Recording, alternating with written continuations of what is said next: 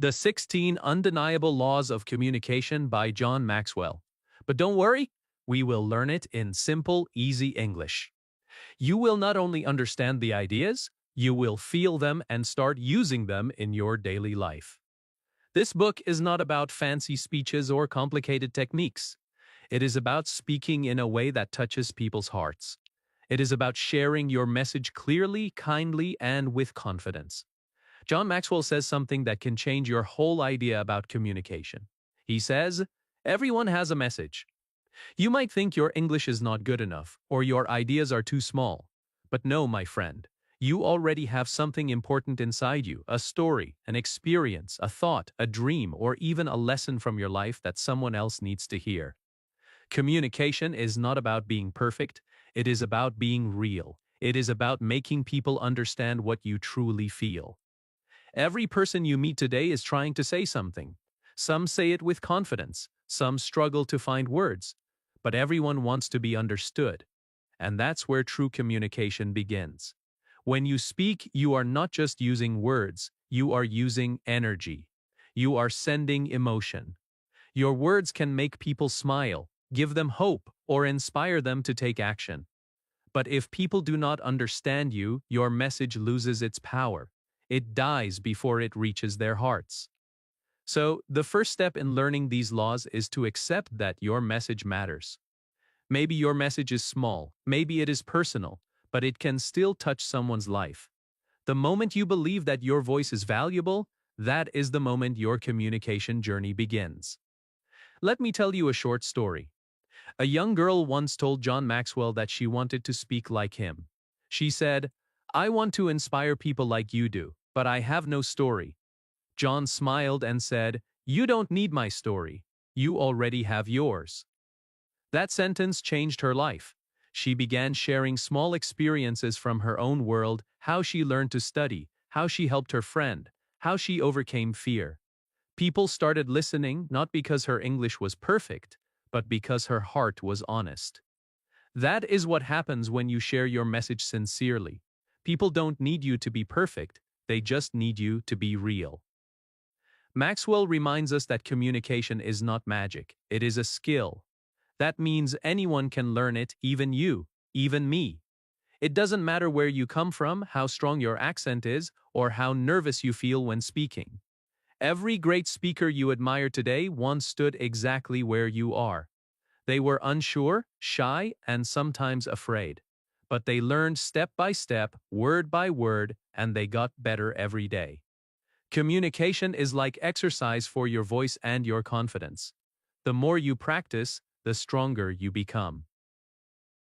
Now let's talk about what communication really means. It comes from the word commune, which means to share something deeply. Communication is not about showing how smart you are.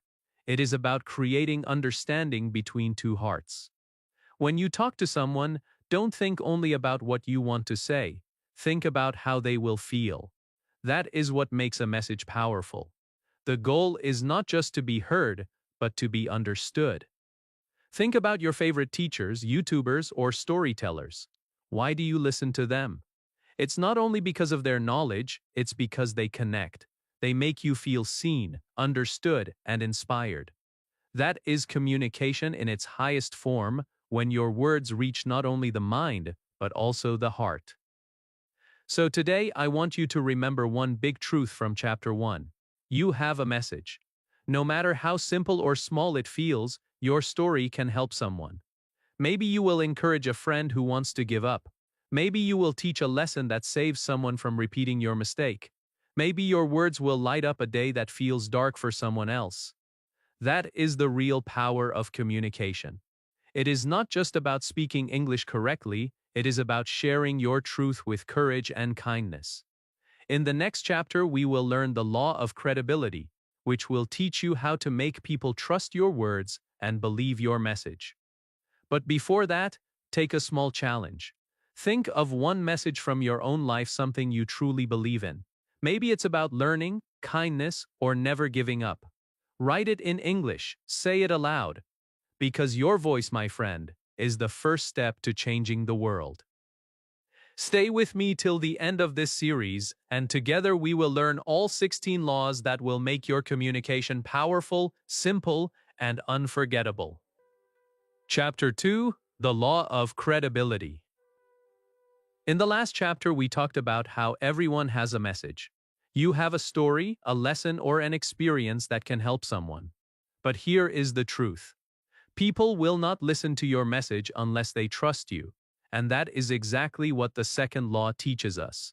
It is called the law of credibility. Now, what does credibility mean? Credibility means that people believe in you. They trust your words because your life matches what you say. In simple words, credibility means being real, being honest, and living your message. When people trust you, your words have power. When they do not, your words lose meaning. John Maxwell says, "If people do not believe the messenger, they will not believe the message."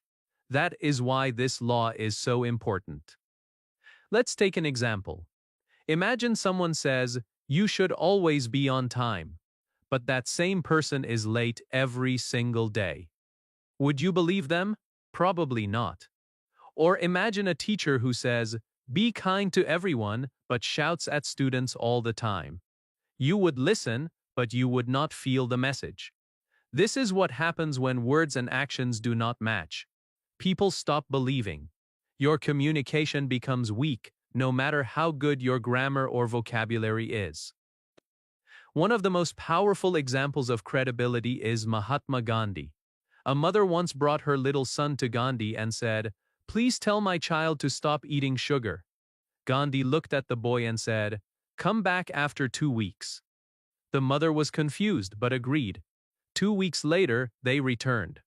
Gandhi looked at the boy again and said gently, "Now stop eating sugar."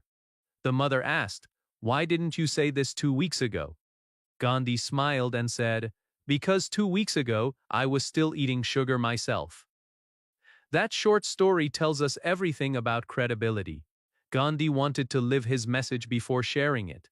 He knew that advice is only powerful when it comes from experience, not just from knowledge. People follow examples, not words. When you speak from your own truth, others feel it. That is credibility in action. So, what does this mean for you as an English learner and communicator? It means you must live what you say. If you tell others to practice speaking daily, then practice daily yourself. If you say confidence is important, then show it, even when you make mistakes. If you say kindness matters, then speak with kindness. Every time your actions match your words, your credibility grows. People begin to see you as someone they can trust, and trust is the foundation of powerful communication. Many English learners worry that people will not listen to them because their English is not perfect. But let me tell you a secret. People forgive small grammar mistakes. They forgive simple vocabulary, but they never forget how you make them feel. When they see your honesty, your passion, your real effort, they listen, they connect, they remember you. Let's take another example. Think of your favorite English YouTuber or teacher. Why do you follow them? Maybe their English is perfect, but that is not the only reason. You follow them because they sound honest. You can feel that they truly want to help you. That is credibility. It is invisible but powerful. It comes from being genuine, consistent, and true. Now here is a small exercise you can try today. Think of one message you often share with others. Maybe you tell your friends, "Don't give up." Ask yourself, "Do I live that message?" If the answer is yes, great, keep doing it. If not, start today. Let your life speak before your words do. When you live your message, people start to believe it without you even trying. Communication is not just about what you say, it is about who you are when you say it. When your words come from a place of truth, your accent, grammar, or fear does not matter anymore. People will listen because they feel your honesty. They will see that you are not pretending, you are sharing something real. So remember, the law of credibility is simple. Be believable yourself. If you want people to believe in your message, live it first. Let your actions prove your words. Speak less about what others should do and more from what you have done. When people see your message inside your life, they will trust you without hesitation. Chapter 3: The Law of Observation. The next important lesson in communication is the law of observation. This law teaches you to become a watcher, a learner, and a quiet student of how people speak and connect. Observation means watching carefully and learning from what you see. Every great communicator began as a great observer. Before they spoke powerfully, they listened deeply. Before they inspired others, they studied how others inspired them. John Maxwell says that one of the best ways to learn communication is to watch good communicators in action. Watch their eyes, their voice, their hands, their smiles, their pauses, and their energy. Every small detail teaches you something. When you observe, you are not just seeing what they say, but how they say it. You are learning how words can travel from one heart to another.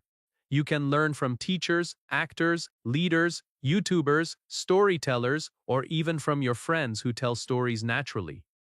When you watch them, ask yourself questions. What makes me want to listen to this person? Why do their words feel strong? Do they speak slowly and clearly? Do they smile while talking? Do they use examples from real life? Do they make eye contact? Each answer gives you a clue to improve your own communication. The goal is not to copy them exactly, but to learn their good habits and make them part of your own style. Think about a musician learning a new instrument. At first, they watch others play. They notice how the fingers move, how the sound changes with each touch, how emotion flows through the music. Then they start practicing, slowly and carefully. Communication is the same. You watch the masters, notice what works, and then practice until it becomes natural for you. When you observe, you start noticing things that most people ignore. You see how one pause can make a message powerful. You notice how a kind smile before speaking can make the listener relax. You understand how a soft tone can calm people while a strong tone can motivate them. These small things create big differences. Let me share a short story. A young man once told John Maxwell, "I want to be a great speaker, but I don't know where to start." John said, "Start by watching." The young man spent months attending events, listening to different speakers, and writing notes about what made each one unique. He noticed how one speaker used humor, another used silence, and another told touching personal stories. When he finally gave his own talk, people said it felt natural and real. The reason was simple: he had learned by observing. Even when you watch English-speaking movies or YouTube videos, you can practice observation. Don't just listen to the words. Look at how people express emotions with their faces and bodies. Notice how they use hand gestures to explain ideas. Observe how their voice changes when they are excited or serious. This helps you feel the rhythm of real English, not just the rules. Another good trick is to watch yourself. Record your short talks in English, then watch them carefully. Observe how you move, how your voice sounds, where you hesitate, and how your face looks.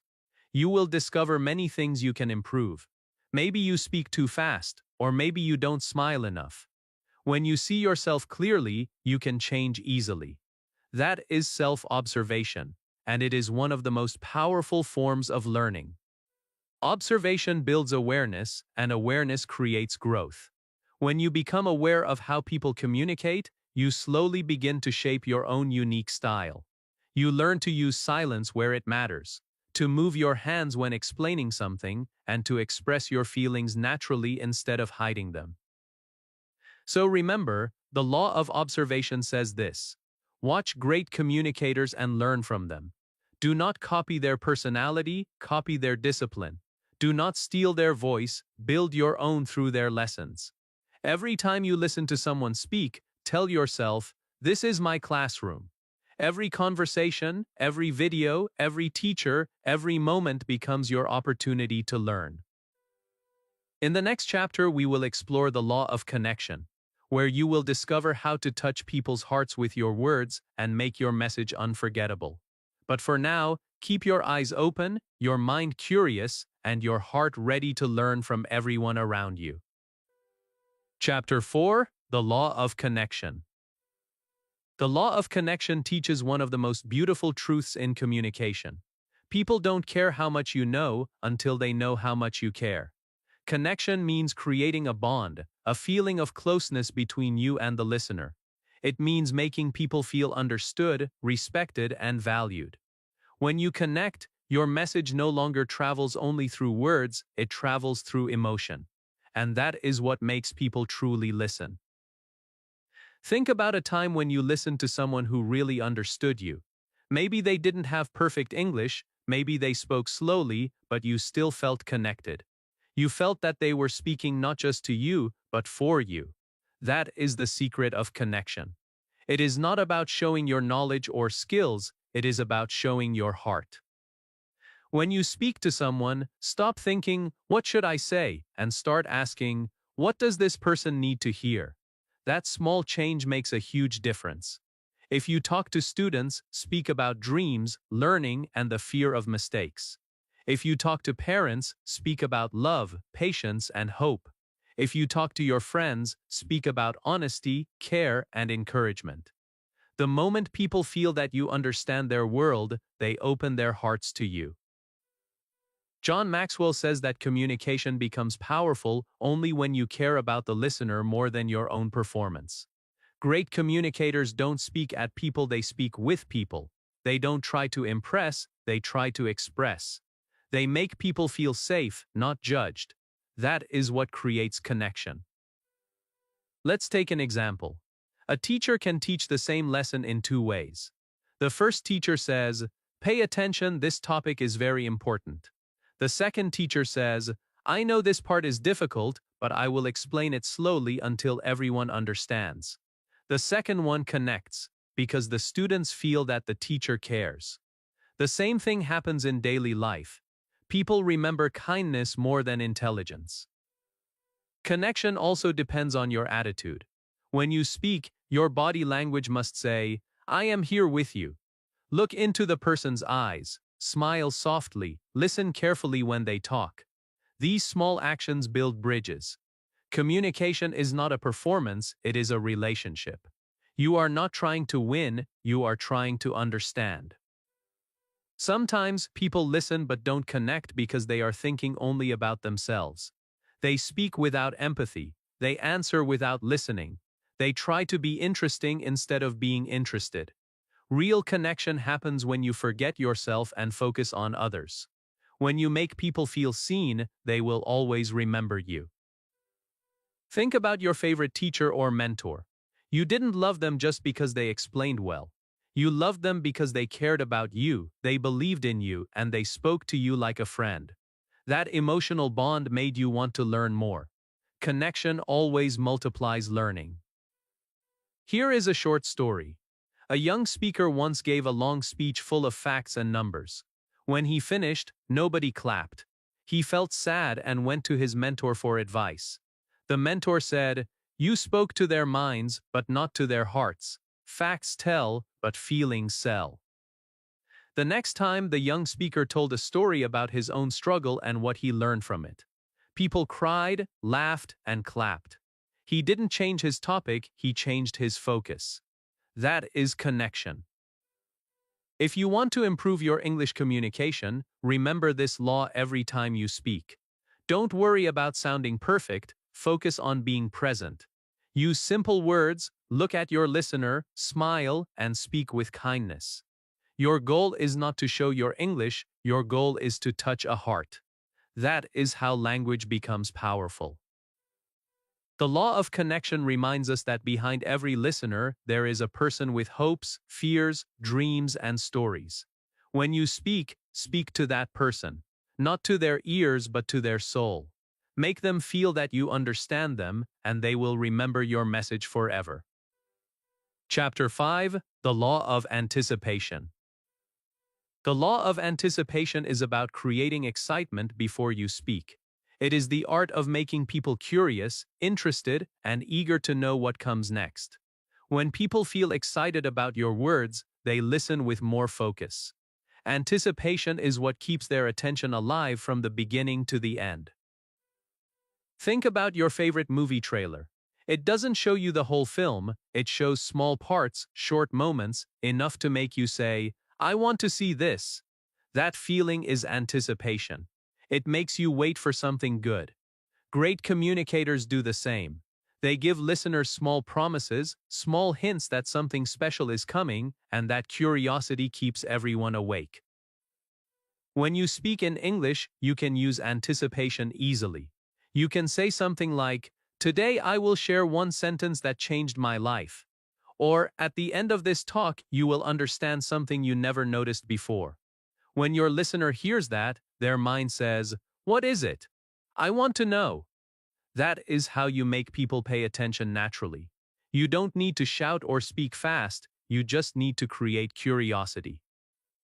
But anticipation is not about tricking people. It is about respecting their time and interest. If you make them wait, give them something worth waiting for. Never promise something great and then give something small. When you say, "I will tell you a story that changed everything," make sure your story really gives a strong lesson or emotion. People feel disappointed when curiosity is broken, so build interest carefully and deliver truthfully. Let's look at an example. A teacher started her class one day by saying, "At the end of today's lesson, you will know the secret to remembering every new English word you learn." All the students sat up straight. They wanted to know the secret. The teacher then slowly taught them about visualization, repetition, and emotion in learning. She built curiosity, then gave them something real. At the end, they smiled because the lesson was worth the wait. That is the power of anticipation done right. Anticipation can also be created through questions. You can ask your audience, "Have you ever felt nervous before speaking English?" Or, "Do you know what one habit makes fluent speakers different?" Questions make people think. Their minds become active. They don't just listen, they start searching for the answer with you. This keeps their attention strong from the start. In real conversations, anticipation also helps you sound confident. When you say something like, "Let me tell you what really helped me improve my English," you sound sure of yourself. It makes the listener ready to hear your advice. The small pause before you explain creates a rhythm. That rhythm pulls people into your words like a story. John Maxwell says anticipation makes communication alive. It turns a talk into an experience. Without anticipation, your message feels flat and predictable. But when people expect something valuable, every word feels alive. They sit forward, they listen closer, they care more. That is when your message starts to live inside their minds. Even in daily life, you can use this law. If you want your friend to listen to your advice, don't start directly. Instead of saying, "You should try this method," say, "You won't believe what helped me last time." The second one makes them curious. They will automatically ask, "What helped you?"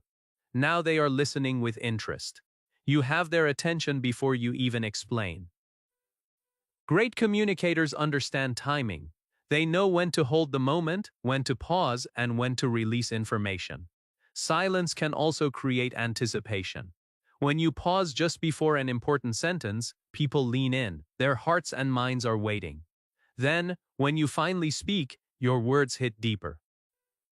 So remember, the law of anticipation is about giving people a reason to stay with you. Create curiosity, but never cheat it. Give your listeners something worth waiting for.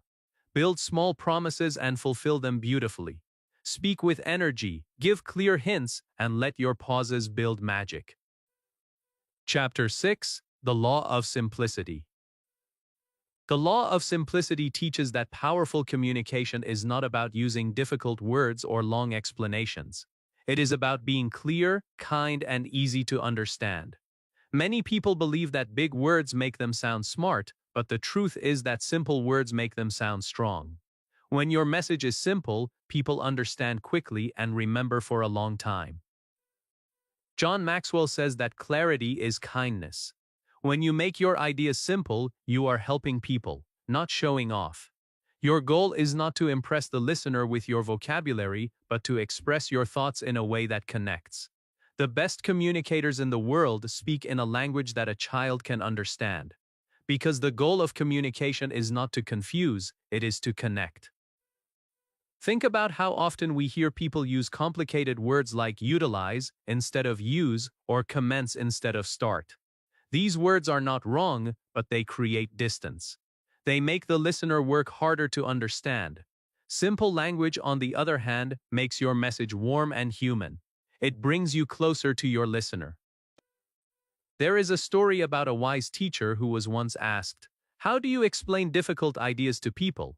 The teacher smiled and said, "I first understand it so clearly that I can explain it to a child." That is the secret. When you truly understand something, you can explain it simply. Complicated speech usually means unclear thinking. Simple speech means a clear mind. When you speak English, simplicity gives you confidence. You don't need to search for big words. You can focus on meaning instead of perfection. Use short sentences and pause often. Say one idea at a time. For example, instead of saying, "The individual in question has demonstrated exceptional linguistic proficiency," just say, "She speaks English very well." The message is the same, but the second one feels friendly and natural. Simplicity also helps you build trust. People listen more carefully when they do not feel lost in your words. They feel safe because they can follow your thoughts easily. That comfort creates connection. Many learners think they need fancy words to sound fluent, but true fluency is not about difficult vocabulary. It is about natural rhythm and clear meaning. Look at how good storytellers speak. They don't fill their stories with complicated phrases, they use everyday words, but they use them with emotion.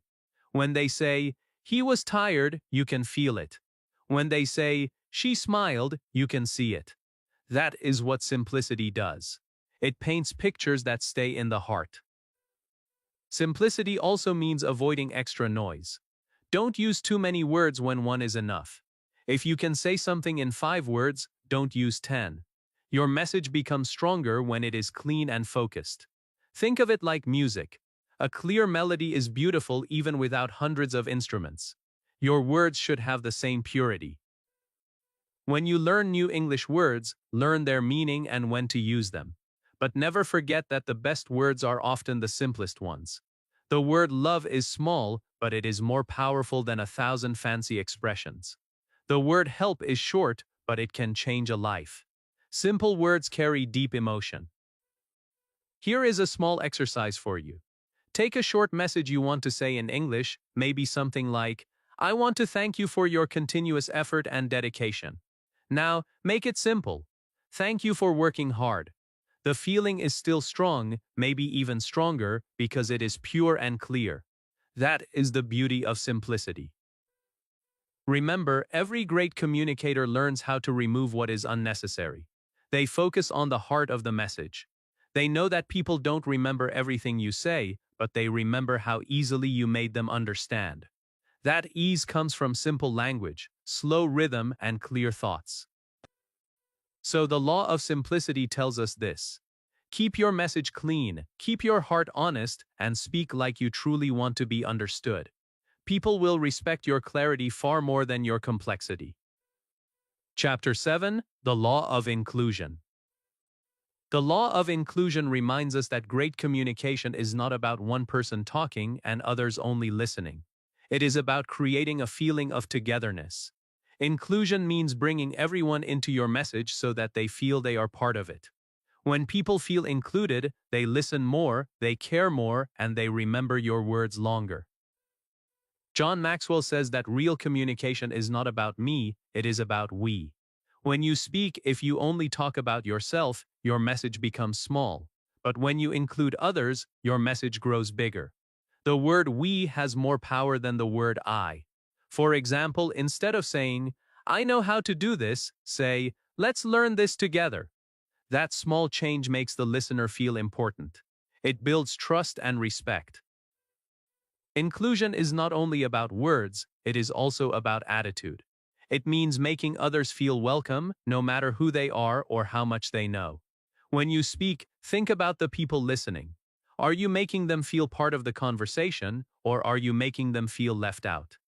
The best communicators never make people feel small. They lift them up, they encourage them, and they remind them that every person matters.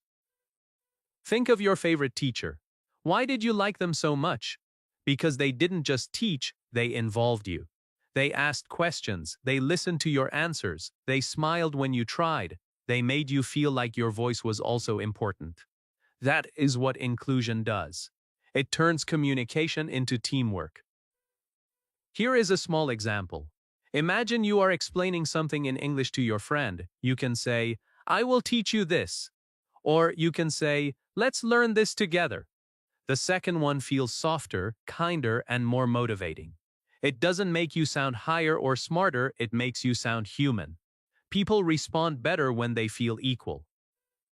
Inclusion also means using examples that everyone can relate to. When you tell a story, don't choose something that only fits one type of person. Choose something universal. Talk about everyday struggles, family, dreams, or learning. These are things everyone understands. When your examples connect to people's real lives, they naturally feel part of your story. Sometimes, people make the mistake of speaking in a way that separates them from the audience. They use difficult language, big titles, or personal achievements to sound powerful. But that actually creates distance. The more you try to look perfect, the less people feel connected to you. When you admit your mistakes, share your struggles, and speak simply, people feel close. They feel you are one of them. That closeness is inclusion in its truest form.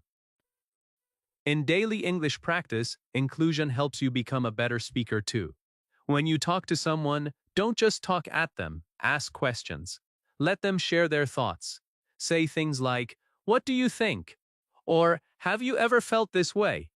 These small questions make communication interactive. They turn your talk into a conversation, not a lecture. Inclusion also shows respect. When people feel respected, they listen with open hearts.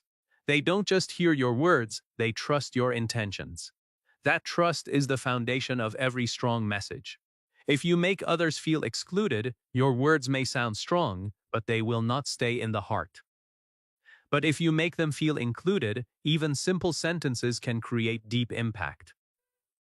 There is a story about a famous speaker who once asked the audience to repeat a line together.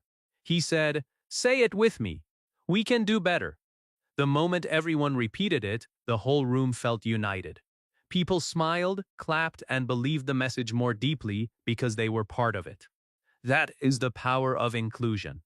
It transforms listeners into participants. The law of inclusion tells us that words like we, our, and us can turn any speech into a shared journey. Every time you speak English, try to make your listener part of what you say. Don't speak from above or from far away. Speak beside them, as a friend, a partner, or a fellow learner. So remember, the law of inclusion is simple. Bring people in, don't leave them out. Speak to hearts, not from heights. When your message includes others, it grows bigger, warmer, and more meaningful. In the next chapter, you will explore the law of story, one of the most emotional and powerful tools in communication, where words turn into feelings and ideas come alive through stories. So remember, the law of inclusion is simple. Bring people in, don't leave them out. Speak to hearts, not from heights. When your message includes others, it becomes warmer, stronger, and unforgettable.